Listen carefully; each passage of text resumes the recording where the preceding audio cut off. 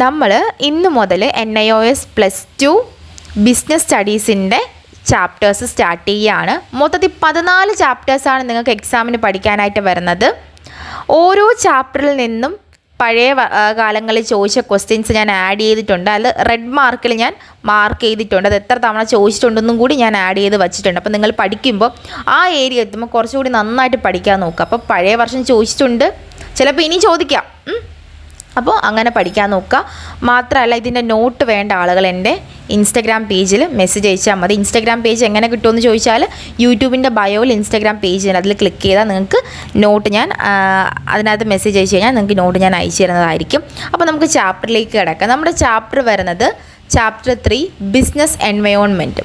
Business environment എന്താണെന്ന് ചോദിച്ചു കഴിഞ്ഞാൽ നമ്മളെ ബിസിനസ്സിനെ പുറമേ നിന്നുള്ള ഒരുപാട് ഘടകങ്ങൾ നമ്മുടെ ബിസിനസ്സിനെ സ്വാധീനിക്കാറുണ്ട്. അതിനെയാണ് ബിസിനസ് എൻവയോൺമെൻറ്റ് എന്ന് പറയുന്നത്. അപ്പം ബിസിനസ്സിനെ പരിസ്ഥിതി എന്ന് പറയുന്നത് ബിസിനസ്സിൻ്റെ പുറമേ നിന്നുള്ള കുറേ കാര്യങ്ങൾ ബിസിനസ്സിനെ സ്വാധീനിക്കാറുണ്ട്. എക്സാമ്പിൾ പറഞ്ഞാൽ, ഒരു വെള്ളപ്പൊക്കം വന്നു കഴിഞ്ഞാൽ അതെന്തിനെ ബാധിക്കാറുണ്ട്? ബിസിനസ്സിനെ ബാധിക്കാറുണ്ട്. സുനാമി വന്നു കഴിഞ്ഞാൽ ബാധിക്കാറുണ്ട്. രാജ്യങ്ങൾക്കിടയിൽ കലാപങ്ങൾ വന്നു കഴിഞ്ഞാൽ ബിസിനസ്സിനെ ബാധിക്കാറുണ്ട്. അങ്ങനെ ബിസിനസ്സിന് ഒരുപാട് കാര്യങ്ങൾ പുറമേ നിന്ന് ഇൻഫ്ലുവൻസ് ചെയ്യാറുണ്ട്. അതിനെയാണ് നമ്മൾ ബിസിനസ് എൻവയോൺമെൻറ്റ് എന്ന് പറയുന്നത്. ഇനി നമുക്ക് നോക്കാം different types of business environment. ഏതൊക്കെ തരത്തിലുള്ള ഫാക്ടേഴ്സാണ് ബിസിനസ്സിനെ കൂടുതലായിട്ട് ബാധിക്കുന്നത്. ഈ different types of business environment ചിലപ്പോൾ essay ക്വസ്റ്റിന് ചോദിക്കാൻ ചാൻസ് ഉണ്ട്. അപ്പോൾ ഇതിനകത്ത് നിന്നും ഒരുപാട് വന്നിട്ടുണ്ട്. പക്ഷേ എന്നാലും ഈ different types of business environment പഠിച്ചു വെച്ചേക്കുക. അപ്പോൾ ഒന്നാമത്തെ ഒരു എൻവയോൺമെൻറ്റ് എന്ന് പറഞ്ഞാൽ എക്കോണമിക്കൽ എൻവയോൺമെൻറ്റ്. എക്കോണമിക്കൽ എൻവയോൺമെൻറ്റ് എന്താണെന്ന് വെച്ച് കഴിഞ്ഞാൽ നമ്മുടെ സമൂഹത്തിലുള്ള പണപ്പെരുപ്പം, തൊഴിലില്ലായ്മ, പലിശ അങ്ങനെയുള്ള എക്കോണമിക്കലായിട്ടുള്ള സാമ്പത്തികമായിട്ടുള്ള നിരവധി ഘടകങ്ങൾ നമ്മുടെ ബിസിനസ്സിനെ ഇൻഫ്ലുവൻസ് ചെയ്യാറുണ്ട്. അതിനെയാണ് നമ്മൾ എന്തെന്ന് പറയുന്നത്? എക്കോണമിക്കൽ എൻവയോൺമെൻറ്റ് എന്ന് പറയുന്നത്. മനസ്സിലായോ?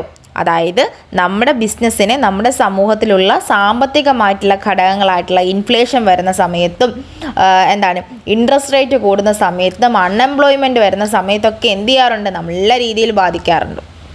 അതിനെയാണ് നമ്മൾ എന്തെന്ന് പറയുന്നത്? എക്കോണമിക്കൽ എൻവയോൺമെൻറ്റ് എന്ന് പറയുന്നത്. ഇനി രണ്ടാമത് നമ്മൾ പഠിക്കാൻ പോകുന്നത് സോഷ്യൽ എൻവയോൺമെൻ്റ് ആണ്. സോഷ്യൽ എൻവയോൺമെൻറ്റ് എന്താണെന്ന് വെച്ച് കഴിഞ്ഞാൽ നമ്മുടെ ബിസിനസ്സിനെ സാമൂഹികമായിട്ടും കുറേ കാര്യങ്ങൾ എന്ത് ചെയ്യാറുണ്ട്? സ്വാധീനിക്കാറുണ്ട്. സാമൂഹിക മാറ്റം എന്ന് വെച്ചാൽ കൾച്ചർ, ബിലീഫ്സ്, എഡ്യൂക്കേഷൻസ്, ഇതൊക്കെ എന്ത് ചെയ്യാറുണ്ട്? സ്വാധീനിക്കാറുണ്ട്. ഇപ്പോൾ എക്സാമ്പിൾ പറഞ്ഞാൽ, ഞാനൊരു തുണിക്കടയാണ് നടത്തുന്നതെങ്കിൽ ഓണക്കാലഘട്ടത്തിൽ എപ്പോഴും എൻ്റെ കടയിൽ ഏത് വസ്ത്രമായിരിക്കും വേണ്ടത്? ഓണവുമായി ബന്ധപ്പെട്ട വസ്ത്രമായിരിക്കും. അപ്പം ഞാൻ ഫാഷനബിൾ ആയിട്ടുള്ള വസ്ത്രങ്ങളാണ് അവിടെ ഉൽപ്പാദിപ്പിക്കുന്നതെങ്കിൽ നമുക്ക് ആ സമയത്ത് സെയിൽ നടക്കുമോ? ഇല്ല. അങ്ങനെയുള്ള കൾച്ചറൽ ആയിട്ടുള്ള പല പല കാര്യങ്ങളും ബിസിനസ്സിനെ സ്വാധീനിക്കാറുണ്ട്. അടുത്ത് വരുന്നത് പൊളിറ്റിക്കൽ എൻവയോൺമെൻറ്റ്. നമുക്കറിയാം, രാഷ്ട്രീയ പാർട്ടികളും ഗവൺമെൻറ് റൂൾസും ഒക്കെ എന്ത് ചെയ്യാറുണ്ട്? നമ്മുടെ ബിസിനസ്സിനെ നന്നായിട്ട് സ്വാധീനിക്കാറുണ്ട്. പിന്നെ അടുത്ത് വരുന്നത് ടെക്നോളജിക്കൽ എൻവയോൺമെൻറ്റ്. ടെക്നോളജിക്കൽ എൻവയോൺമെൻറ്റ് എന്ന് വെച്ചാൽ പുതിയ ടെക്നോളജികൾ, പുതിയ സാങ്കേതിക വിദ്യകൾ, യന്ത്രങ്ങളൊക്കെ എന്ത് ചെയ്യാറുണ്ട്? നമ്മുടെ ബിസിനസ്സിനെ സ്വാധീനിക്കാറുണ്ട്. ഇനി അടുത്ത് വരുന്നത് ലീഗൽ എൻവയോൺമെൻ്റ് ആണ്. ലീഗൽ എൻവയോൺമെൻറ്റ് കഴിഞ്ഞ വർഷം 2 തവണ ചോദിച്ചിട്ടുണ്ട്. എന്താണ് ലീഗൽ എൻവയോൺമെൻറ്റ്? ലീഗൽ എൻവയോൺമെൻറ്റ് എന്താണെന്ന് വെച്ചാൽ നമ്മുടെ സമൂഹത്തിലുള്ള നിരവധി ലോ, റെഗുലേഷൻസ്, അതായത് പുതിയ നിയമങ്ങളൊക്കെ നല്ല ബിസിനസ്സിനെ സ്വാധീനിക്കാറുണ്ട്. ഇപ്പോൾ എക്സാമ്പിൾ പറഞ്ഞാൽ GST ഒക്കെ വന്നപ്പോൾ ബിസിനസ് ഫേംസിനെയൊക്കെ നന്നായിട്ട് സ്വാധീനിച്ചിട്ടുണ്ട്. അടുത്തൊരു ക്വസ്റ്റ്യൻ ആണ്, what you mean by social responsibilities of business. ഇത് 2 തവണ ചോദിച്ചിട്ടുള്ള ക്വസ്റ്റ്യൻ ആണ് കേട്ടോ. കഴിഞ്ഞ വർഷം, കഴിഞ്ഞതിൻ്റെ അങ്ങേ വർഷവും ചോദിച്ചിട്ടുള്ള ക്വസ്റ്റ്യൻ ആണ്. അപ്പം നമ്മുടെ ബിസിനസ്സിൻ്റെ മെയിനായിട്ടുള്ള എയിം എന്തോന്നാണ്? ലാഭം ഉണ്ടാക്കുക. അതാണ് നമ്മുടെ ബിസിനസ്സിൻ്റെ മെയിനായിട്ടുള്ള എയിം എന്ന് പറയുന്നത്. പക്ഷേ അതുമാത്രമല്ല, ബിസിനസ്സിന് നമ്മുടെ സമൂഹത്തിനടുത്തും പരിസ്ഥിതിയുടെ അടുത്തും ഒക്കെ ഒരുപാട് നല്ല നല്ല കാര്യങ്ങൾ ചെയ്യാനും ഒരുപാട് നന്മകൾ ചെയ്യേണ്ടതായിട്ടുള്ള ഒരു ബാധ്യതയും ആർക്കുണ്ട്? ബിസിനസ്സിനുണ്ട്. അപ്പം ബിസിനസ് സ്ഥാപനത്തിന് മെയിനായിട്ട് ലാഭം ഉണ്ടാക്കുക എന്ന കാര്യം മാത്രമല്ല, സമൂഹത്തിനും പരിസ്ഥിതിക്കും വേണ്ട നല്ല നല്ല കാര്യങ്ങൾ ചെയ്യുക എന്നൊരു ദൗത്യവും കൂടി ആർക്കുണ്ട്? ഓരോ ബിസിനസ്സിനുമുണ്ട്. അതിനെയാണ് നമ്മൾ എന്തെന്ന് പറയുന്നത്? റെസ്പോൺസിബിലിറ്റി, അതായത് ബിസിനസ് സോഷ്യൽ റെസ്പോൺസിബിലിറ്റീസ് എന്ന് പറയുന്നത്. അടുത്ത് നമ്മൾ നോക്കാനായിട്ട് പോകുന്ന ക്വസ്റ്റ്യൻ ആണ്, what is environmental pollution and causes and solutions. Environmental pollution എന്തോന്നാണ്? അതിൻ്റെ കാരണങ്ങൾ എന്തോന്നാണ്? അതിന് നമുക്ക് എന്തെല്ലാം പരിഹാര മാർഗ്ഗങ്ങൾ സജസ്റ്റ് ചെയ്യാം? അപ്പോൾ ബിസിനസ് എൻവയോൺമെൻറ്റ് എന്താണെന്ന് ചോദിച്ചു കഴിഞ്ഞാൽ അതായത് ബിസിനസ്സിൻ്റെ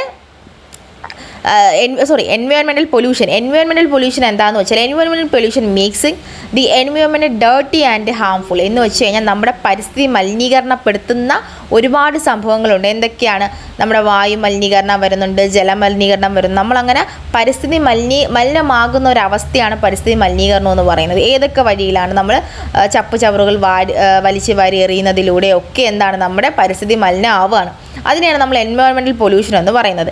ഇതിന് കാരണം എന്തൊക്കെയാണെന്ന് ചോദിച്ചാൽ നമുക്കറിയാം, വാഹനങ്ങളിൽ നിന്നുള്ള പുക, പ്ലാസ്റ്റിക് മാലിന്യങ്ങൾ നമ്മൾ വലിച്ചെറിയുന്നതിലൂടെയും രാസവസ്തുക്കളുടെ ഉപയോഗത്തിലൂടെയും അങ്ങനെയുള്ള കുറേ കാര്യങ്ങൾ കാരണം എന്ത് ചെയ്യാണ്, നമ്മുടെ പരിസ്ഥിതി ദിനം പ്രതി ഇങ്ങനെ മലിനം സംഭവിച്ചുകൊണ്ടിരിക്കുകയാണ്. ഇനി നമുക്ക് എന്തെല്ലാം പരിഹാര മാർഗ്ഗങ്ങൾ പരിസ്ഥിതി മലിനീകരണവുമായി ബന്ധപ്പെട്ട് സജസ്റ്റ് ചെയ്യാമെന്ന് ചോദിച്ചു കഴിഞ്ഞാൽ, കൂടുതലായിട്ട് വൃക്ഷങ്ങൾ നടുക. അതായത് നമ്മളിപ്പോൾ എന്താണ്, ഓരോ വർഷവും ഓരോ വൃക്ഷം വെച്ച് എന്ത് ചെയ്യാൻ നടുക, കൂടുതലായിട്ട് വൃക്ഷങ്ങൾ നടുക.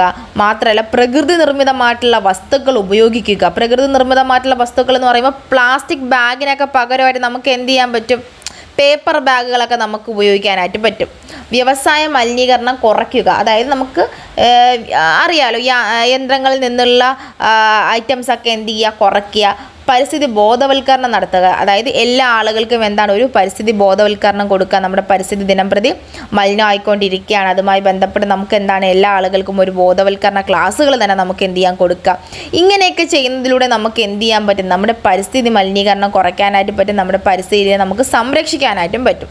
അപ്പം ഇത്രയും കാര്യങ്ങളാണ് നമുക്ക് എന്തിൽ പഠിക്കാനായിട്ടുള്ളത്, ഈ ഒരു ചാപ്റ്ററിൻ്റെ അകത്ത് നിന്ന് പഠിക്കാനായിട്ടുള്ളത്. അപ്പം ചാപ്റ്റർ 3 ബിസിനസ് എൻവയോൺമെൻറ്റിൽ നിങ്ങൾ ലീഗൽ എൻവയോൺമെൻറ്റ് എന്താണെന്നുള്ളത് നന്നായിട്ട് പഠിച്ചു വെച്ചേക്കണം. സോഷ്യൽ റെസ്പോൺസിബിലിറ്റി എന്താണെന്നുള്ളത് നന്നായിട്ട് പഠിച്ചു വെച്ചേക്കുക. കാരണം ഈ 2 ക്വസ്റ്റ്യൻസാണ് 2 വർഷമായിട്ട് 3 വർഷത്തെ ക്വസ്റ്റ്യൻ പേപ്പർ നമ്മൾ അനലൈസ് ചെയ്തപ്പോഴത്തേന് കണ്ടിട്ടുള്ള 2 ക്വസ്റ്റ്യൻസ് ഈ ചാപ്റ്ററിൽ നിന്നാണ്. അപ്പം ബാക്കിയൊന്നും പഠിക്കേണ്ടെന്നല്ല, ബാക്കിയും പഠിക്കണം, പക്ഷേ ഇത് കുറച്ചും കൂടി നന്നായിട്ട് പഠിക്കണം. ഓക്കെ, അപ്പോൾ നമുക്കിനി അടുത്ത ക്ലാസ്സിൽ കാണാം. ഇതിൻ്റെ നോട്ട് വേണ്ട ആളുകൾ എന്ത് ചെയ്യുക, നമ്മുടെ ഇൻസ്റ്റാഗ്രാമിൽ മെസ്സേജ് ചെയ്യുക. ഓക്കെ.